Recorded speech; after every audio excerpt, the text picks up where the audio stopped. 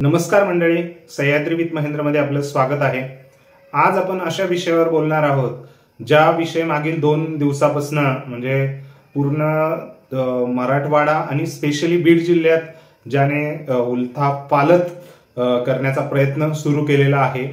ती बातमी म्हणजे पंकजा मुंडे यांनी घेतलेली भूमिका आणि त्यावरती त्यामागचे काही ज्या घटनाक्रम आहे त्यावर आपण दृष्टिक्षेप टाकणार आहोत आणि मनोज जरांगे पाटील यांनी त्यावेळेला दिलेली म्हणजे प्रतिक्रिया ही महत्वाची आहे। यामध्ये धनंजय मुंडे आणि पंकजा मुंडे यांचा जुना संघर्ष म्हणजे जो गोपीनाथ मुंडे आणि धनंजय मुंडे यांच्या जो संघर्ष आपल्याला बघायला मिळाला होता तो संघर्ष अजूनही मिटलेला नाहीये।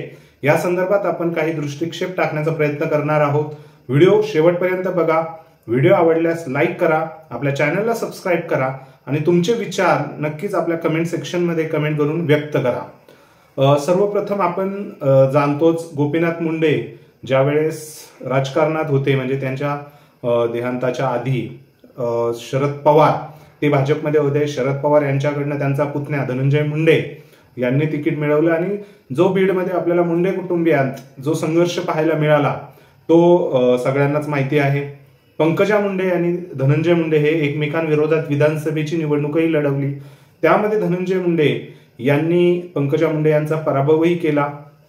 त्यानंतर जशी पंकजा मुंडे यांचं राजकीय अस्तित्व धोक्यात आलं, त्यांना भरपूर काळ वेळ म्हणजे त्यांना तर एक तर आमदारही होता आलं नाही आणि मंत्रिपदापासूनही लांब राहावं लागलं। हे सर्व पंकजा मुंडे यांनी कुठेतरी सोसलेलं आहे। आपण मागेही एक व्हिडिओ बनवला होता, त्यामध्येही आपण हेच स्पष्टीकरण दिलं होतं। ज्यावेळेस संतोष देशमुख यांची हत्या प्रकरण पूर्ण महाराष्ट्रभर गाजत होतं, त्यांच्या न्यायाची प्रतीक्षा त्यासाठी आवाज उठवला जात होता, त्यावेळेस धनंजय मुंडे यांच्याबद्दल बोलण्यात पंकजा मुंडे यांनी कुठेतरी संकोच दाखवला होता आणि तेच आताच्या घडीला कुठेतरी घडताना दिसतंय।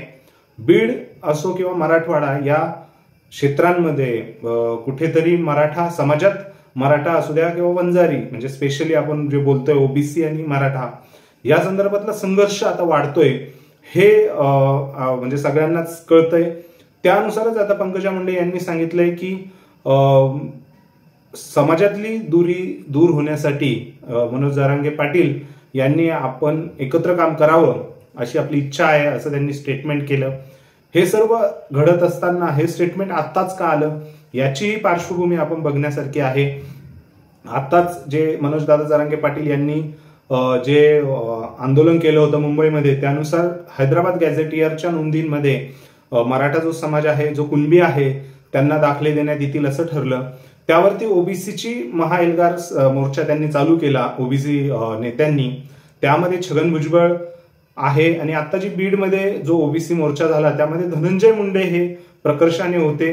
तिथे त्यांनी काही भाषणं केली आणि त्यांच्या भाषणामध्ये त्यांनी सर्वप्रथम म्हणजे त्यांचं भाषण हे आक्रमक भाषण होतं आणि त्यामध्ये त्यांनी म्हणजे मनोज दादा जरांगे पाटील यांच्यावरती प्रत्यक्षरित्या प्रथमतः टीका केली होती। त्यानंतर परंतु ह्या सभेला जेवढे सगळे ओबीसी नेते होते परंतु पंकजा मुंडे या सभेला आल्या नव्हत्या। ह्या मागचं कारण राजकारण हे त्यांनाच माहिती। अजून त्याचे पत्ते जसजसे पंचायत निवडणुका समोर येतील स्थानिक स्वराज्य संस्थेच्या ते अजून आपल्याला कळतील। परंतु पंकजा मुंडे याही मुरब्बी राजकारणी आहेत, त्यांनाही माहिती आहे आपला म्हणजे राजकारणातला शत्रू ज्यावेळेस गोपीनाथ मुंडे होते त्यावेळेस धनंजय मुंडे होते। आता जरी युती ही फक्त भाजपसाठी जो राष्ट्रवादी काँग्रेस गट आलेला आहे त्यामुळे ही युती आहे, उद्या जर राष्ट्रवादी काँग्रेस गट आणि भाजप हा अजित पवार गट आणि भाजप हे जर सेपरेट झाले तर धनंजय मुंडेही आपल्याला नक्कीच सोडून जातील आणि त्यातून पुन्हा तेच प्रश्न पुढे उभे राहतील, अस्तित्व कोणाचं।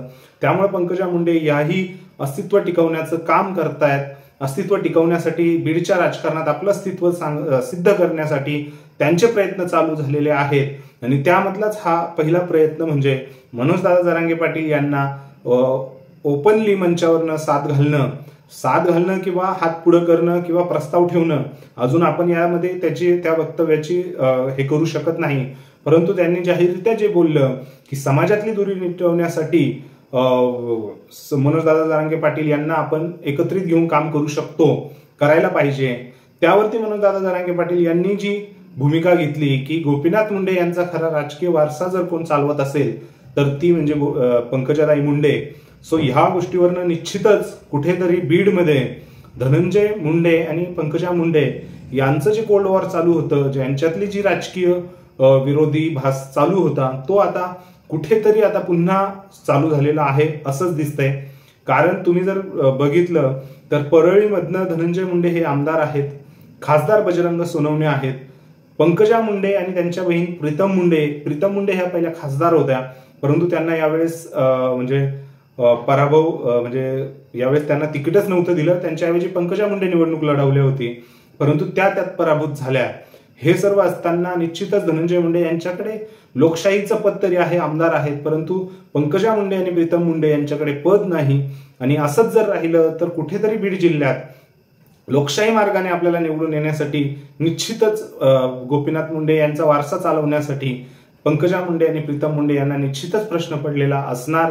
त्यांचं राजकीय दबदबा तिथे आहे की नाही यावरती शंका आहेच. सो हे सगळं बघता पंकजा मुंडे यांनी घेतलेली ही भूमिका त्याच दृष्टीने आपलं वर्चस्व पुढे घेण्याच्या दृष्टीनेच आहे असं बोललं जातंय. त्या संदर्भात तुम्हाला काय वाटतंय ते कमेंट सेक्शन मध्ये कमेंट करून नक्की कळवा आणि आपल्या चॅनलला सबस्क्राईब करायला विसरू नका.